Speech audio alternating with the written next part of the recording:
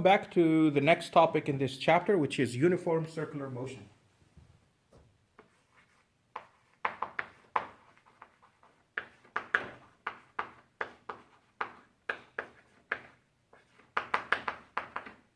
Uniform circular motion. It has the word uniform because the speed would be constant. So you have an object, and the object goes around the circle. So the circle, it's a circle, so it has a fixed radius. It's r, radius r, and the speed is constant. The velocity is not, because the velocity, for example, here, it's in this direction. When the object is here, it's moving in this direction. When it's here, it's moving in this direction, and so on. It's always tangent to the circle. That's the speed, right? And so the speed is constant, the velocity keeps changing direction. And so if the velocity changes direction, that's a change, and it will be an there will be an acceleration. So first, what is the speed? Well, first let's call the time it takes to do one circle the period. The period, we just defined it, the period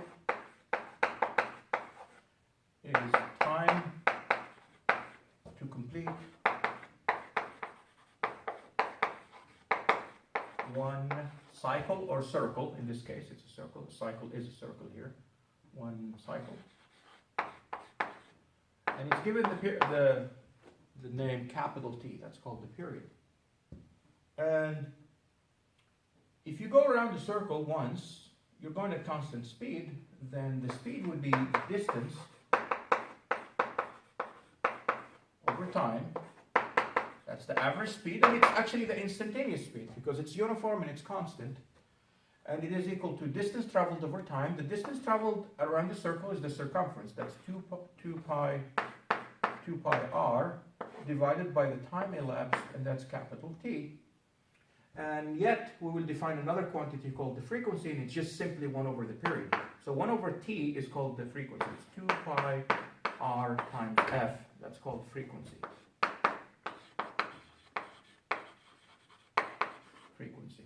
By the way, the period is in seconds, and frequency is in 1 over seconds, and that's called the hertz. Hz, hertz. Okay?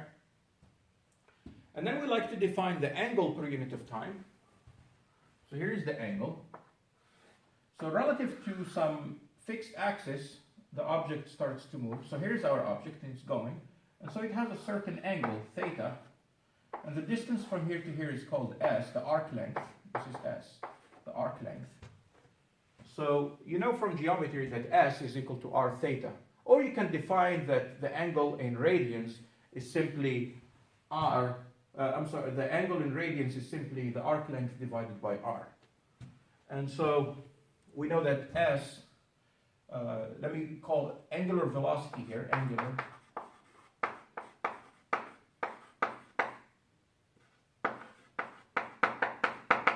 velocity. I'm going to give it a name, and we cannot give it a name v, we just call it omega. It looks like a W, but it's called omega. It's a Greek letter, like the omega 3s and 6s in fish oil.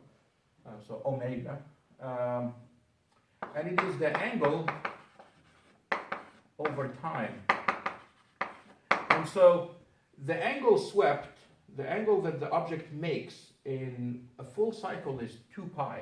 If you like, it's 360 degrees. But in circular motion, we like to talk about omega.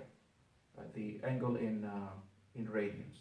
So it's the angle that you make divided by the time it takes to make that angle. It's 2 pi over the period, and so that's 2 pi. 1 over the period is called the frequency. And notice here, 2 pi times the frequency, 2 pi times the frequency, that's omega, and therefore the speed is just omega times r. So phi is just omega times r, which makes perfect sense because again, from geometry here, we know that s is r times theta.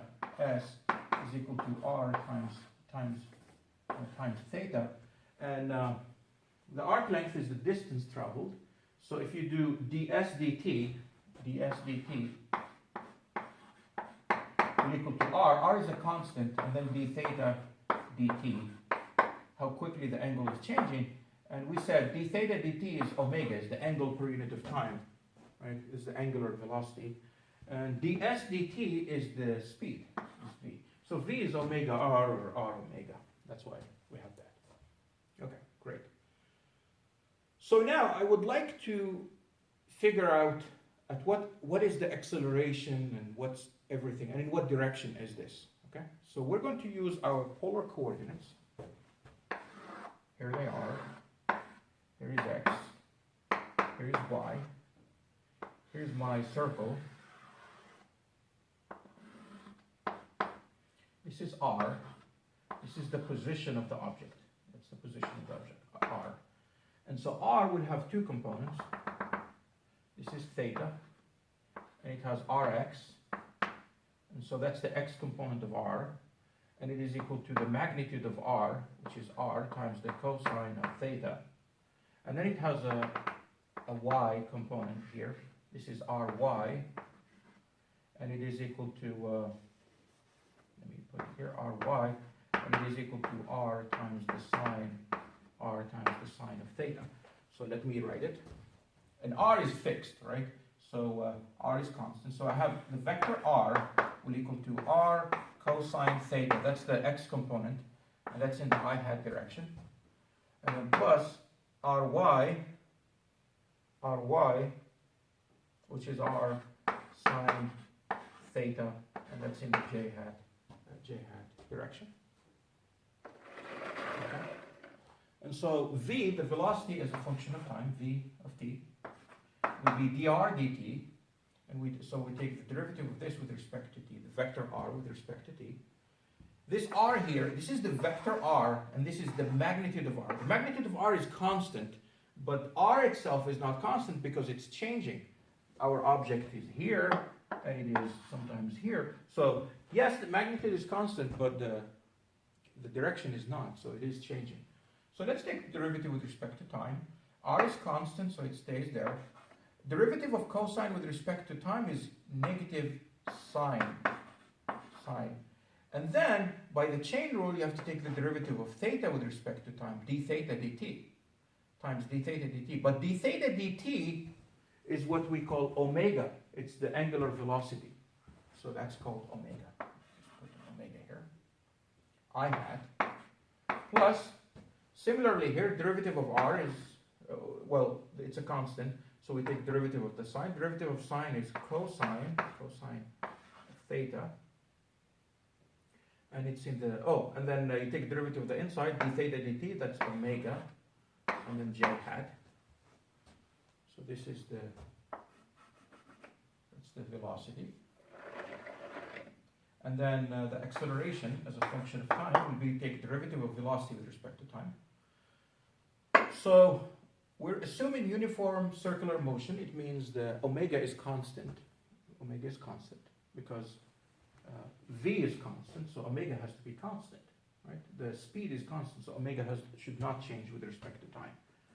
So omega is constant, so the only thing that we can take derivative of is the sine. Derivative of sine is cosine, so we have minus r times omega, and then times the cosine of theta, and then you have to take by the chain rule, you have to do d theta dt, which is an omega. So an omega comes out and multiplies this omega, so you get omega squared.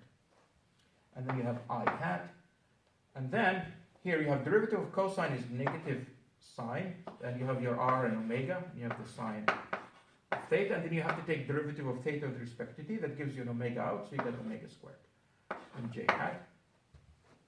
And let me just show you something. You have a, let me factor the negative omega squared.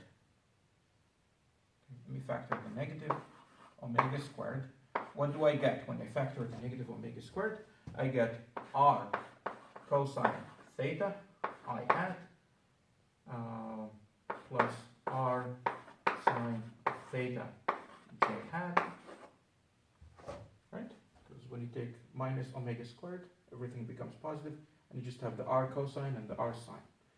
And so a is simply equal to minus omega squared. What is this? R cosine I hat plus r sine j hat. That's just r. What does it mean? It means that the acceleration is simply equal to minus omega squared r. So it's in the direction in the opposite direction as the position. So if the position is in this direction, it is in that direction, right? Let's say you're here. Your position is in this direction, but your acceleration is in this direction. That's why we call this acceleration here centripetal acceleration, because it's radially inward. It points toward the center. It's center-seeking acceleration. So let me write it on the next board. So I have the following. I have I have x, not x, r is equal to r times the cosine of theta I hat plus r times the sine of theta j hat. And so let's find the magnitude of r. You would not be surprised. It's the x component squared plus the y component squared square root. The x component is r cosine of theta squared plus r sine of theta squared square root. And so you get r, just the magnitude. What is it? You get r squared cosine squared plus r squared sine squared. You factor the r and take it outside the square root, that's an r. And inside the square root you have cosine squared of theta plus sine squared of theta. And cosine squared plus sine squared is 1, and so you get square root of 1 is 1, so it's just r. So the magnitude of the vector r is just r, it's constant. That's not surprising. The direction is the only thing that's changing. How about v? What's the magnitude of v? Well, first of all, v is here, minus r omega sine theta I hat, and then r omega cosine theta j hat. So here it is, minus r omega sine theta I hat plus r omega cosine theta j hat. And so the magnitude of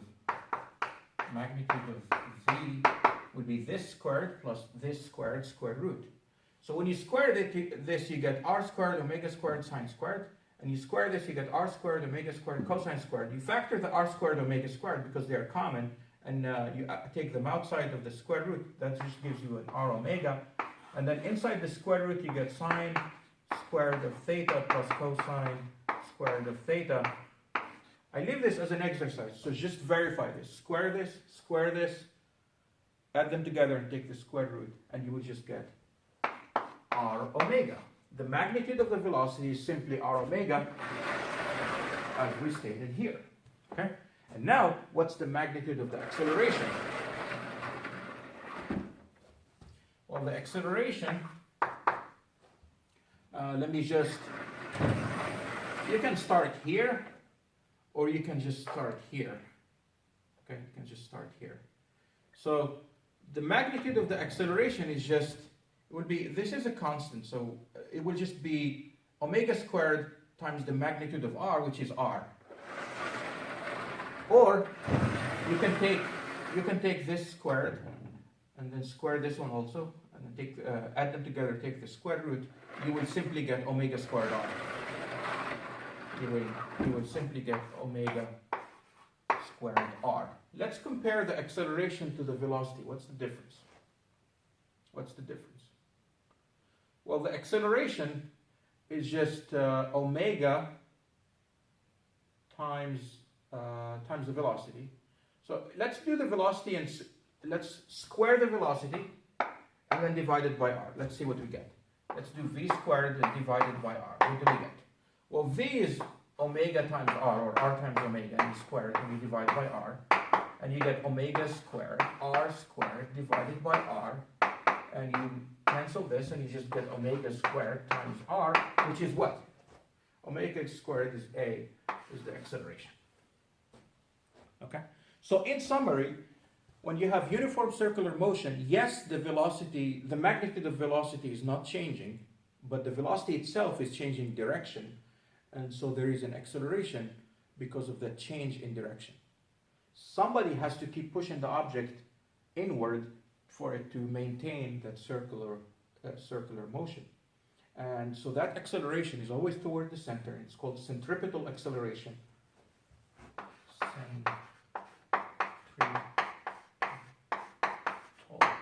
centripetal acceleration, and it's toward the center. Okay, it's always toward the center. And so as a visual, let me just redraw it. A visual.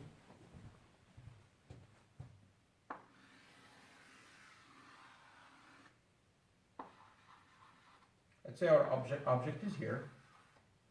Its velocity is in this direction. That's the velocity. Its position is in this direction, because that's the direction of the position. It's a vector.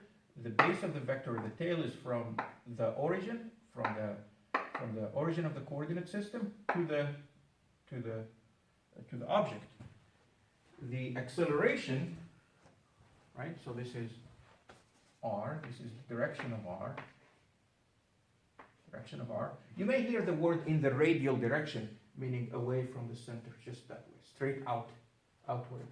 And the acceleration is centripetal, and it is in this direction. This is the acceleration. Okay. The velocity has a magnitude omega times r. The acceleration has a magnitude omega squared r, and it's related to the velocity by this, v squared over r. And the magnitude of the position is just always r, because it's moving in a circle, and it's always a radius of r. Okay.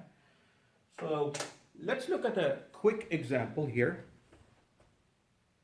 The example I'm going to do is a Ferris wheel in a carnival. A Ferris wheel has a radius of about 9 meters, and it rotates 4 times per minute.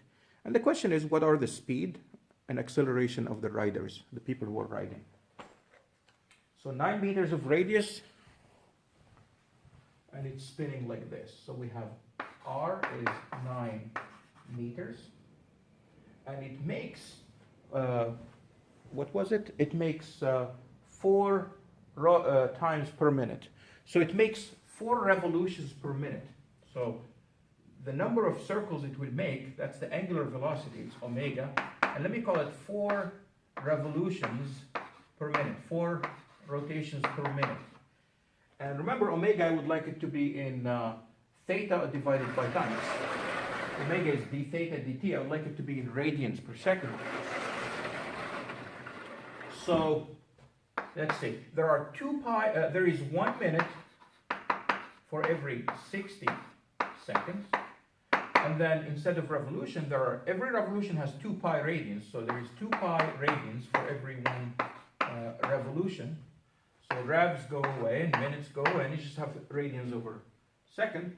So omega will be 4 times 2 pi divided by 60. Let me get my calculator here. So I get what? 4 times 2 times 3.14159, that's approximately pi, and I divide that by 60, and that gives me 0.1489. So 0.1489 radians per second. Therefore, the speed of the riders would be omega times r, and that is this number times r. So be this times 9, so multiply it by 9. So 0.1489 times 9 gives me 3.7699. So about 3.77 meters per second. And so the acceleration, you can write it as omega squared r or v squared over r. It's totally up to you. You get the same result. Let me just use v squared over r. So you would have 3.77. You square it, and you divide it by r. And r is 9. So let's square it. And over 9. I get 1.58 approximately.